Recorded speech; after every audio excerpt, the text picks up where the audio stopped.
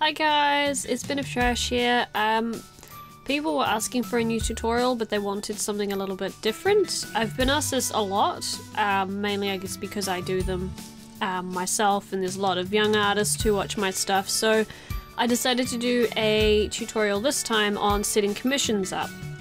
This is a difficult process because setting up commissions, obviously you're putting your artwork up for being paid. This technically is a business, and a lot of people don't realize that when they first started up, because you earn money for what you're doing, so it is work.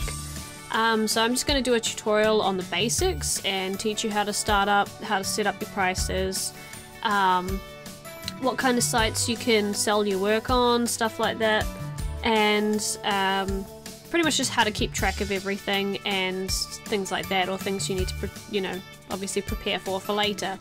So the first thing that we have is the product. Obviously it depends on what kind of talent you have, because you can take up commissions for basically anything, be it music, your artwork, your renders, 3D models, any of those things, plus extras, whatever it is you generally do. If someone's willing to pay for it, then there you go. So first you've got to set up your individual products, like if you can draw in just one style, then maybe put in line art, maybe a bust up, a full-bodied picture, just the sketch. Those are going to be your products. So things, obviously, the different range. The more range you have, generally the more orders you can take in, because a lot of people are generally after more than one thing. So if you obviously, you could do a YouTuber package and stuff like that, which a lot of people do now, because you've got banners and avatars and stuff like that. So those again can be set up as separate products. Okay, so next we have pricing. Pricing is very difficult. Generally when you first start up for pricing, you should always take into account, 1, your skill level, 2, how long it takes you to make the product in question, and pretty much you go from there. So obviously if I had just started commissions, I haven't been drawing for very long, I would probably charge a lot less, because it's going to take me longer to get the same product done as if, instead of 3 years down the track. So what you do is, so maybe they actually have a system for a lot of artists that I used to check. Normally they go from 0 to 5 when you're first starting, so somewhere around an hour. So 0 to 5 an hour for your first while you're learning. Then once you've gotten a bit more experienced and you're a lot faster at it, you can up your price a little bit. So you could go from $5 to $10 an hour. Then you can start upping it again as you get faster and faster. You can actually, certain places will, they can charge quite a lot once you get to basically a good professional level. That obviously takes time, and you do need to build up a fan base and a reputation for your work. So starting low helps, and then you slowly bring it up as the product basically improves. So that's how you set up your pricing. So you set up per hour, then obviously, because you have to have a set price for most things, you can either give people the option to have custom work made. So if what they have up there is not what they're after, they want a full picture with backgrounds and stuff like that, you can get them to email you with and give them a quote. So you do have to estimate how long you think it'll take, and then you obviously put how much you want to earn an hour into that. So say you just started, if somebody wants 2 people and a background, you think it's going to take you 6 hours to do, so $5 an hour, obviously, so you can sort of set up prices that way. And then later on, obviously, if you've gotten a lot better at it, you can start charging $20 an hour, but it only takes you an hour to do it. So all of a sudden, it's actually cheaper for them, but you're still earning a decent wage out of it. So that's how you set up most of your prices. That's how I actually set up my prices. So a lot of the things, the more detail it is, the higher the price goes, purely because it takes more time to do it. So that is setting up your pricing. The next thing that you have to start up is setting up some kind of shop. Everyone does this differently. There's a couple of sites I've seen online, like Store Envy, There's one I think called Selfie something or other. I'll have to double check and I'll put it in the description. But these are sites that you can upload like graphics. You can put a set price on it and people can just order it and it'll send it to your email. But I guess it's up to you. I use StoryNV as a shop for physical items. I actually get people to email me because a lot of my work is more custom. It's very different. There's no set stuff as such. So I have just like a different range of styles. Some stuff that people buy often I've got a set price for, like my chibis and stuff like that. And then all of my stuff is on Tumblr. And then I have an order form and my email there so people can just send me an email. So the next thing you have to do after you've set up some kind of shop is having a way of recording all of your data. So if you've got a lot of orders all of a sudden, you need to have somewhere where you can keep track of all of those orders, because if you lose one, suddenly somebody's unhappy because you haven't done their order and it's been a month, that kind of thing. So for me, I use my email. Everything goes into a separate little folder of what isn't finished, what is finished, and what's been paid for. That way I can tell what is and isn't done. That is extremely helpful later, because if you don't know who's paid you and who hasn't, it becomes a big issue later. So then what you have to do after you've sorted out that is you need to start recording the amount of money that you earn. This isn't a case for a lot of people. If you're under a certain age in certain countries and that, and you're not earning a certain amount, you don't have to pay tax. But I don't know all the laws obviously for every country.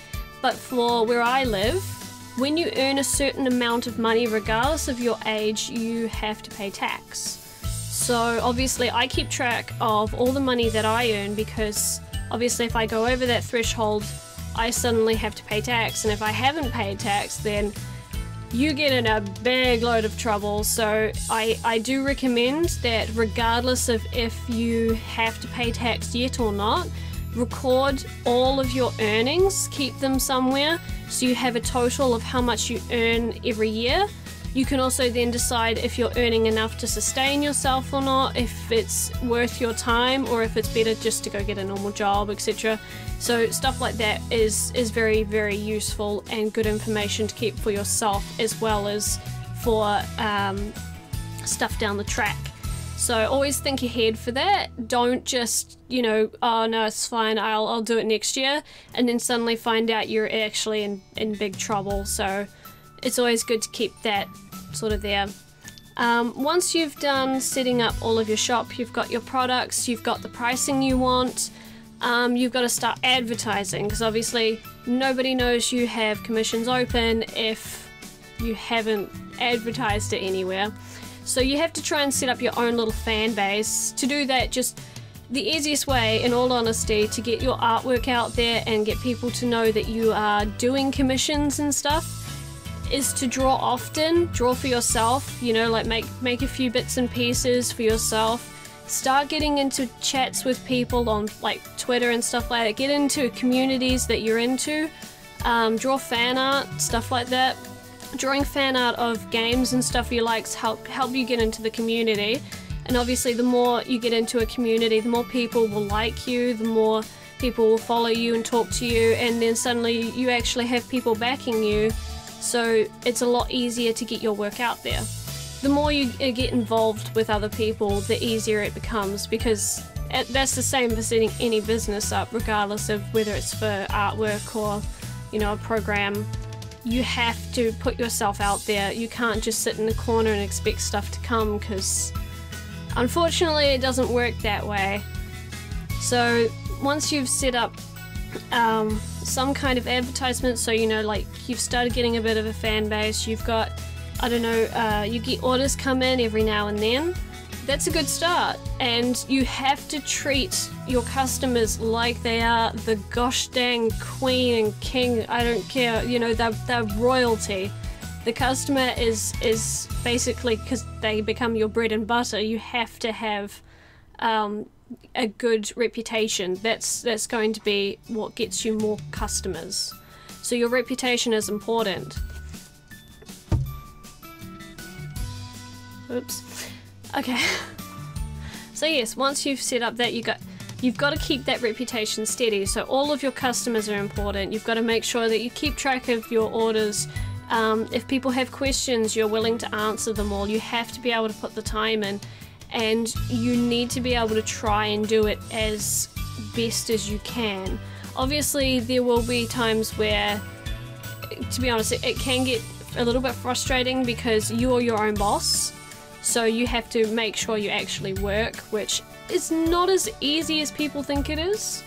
Because when you really don't want to do something, normally you have somebody else to just yell at you and tell you to do it. Whereas when you're sitting in the chair and you're like, another 5 minutes, I'm just gonna watch this. And then 3 hours go past and suddenly you're not finished and there's a deadline tomorrow.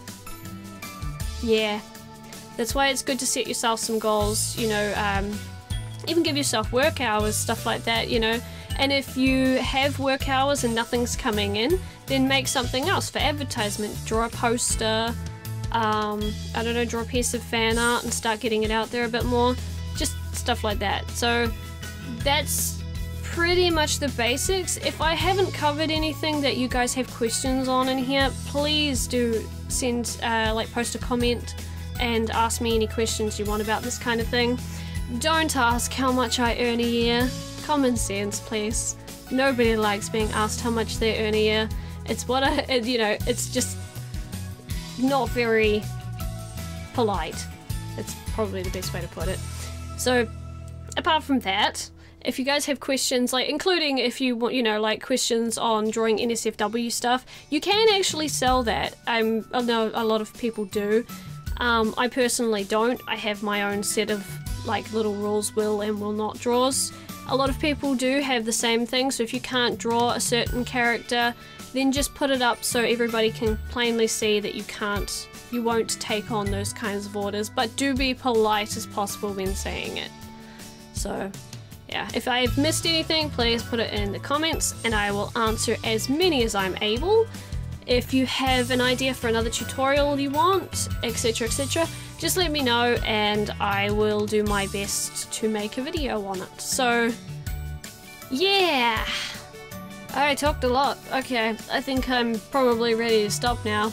So I will see you guys all next time. Bye. No, I can't move the mouse, the microphone's in. Okay.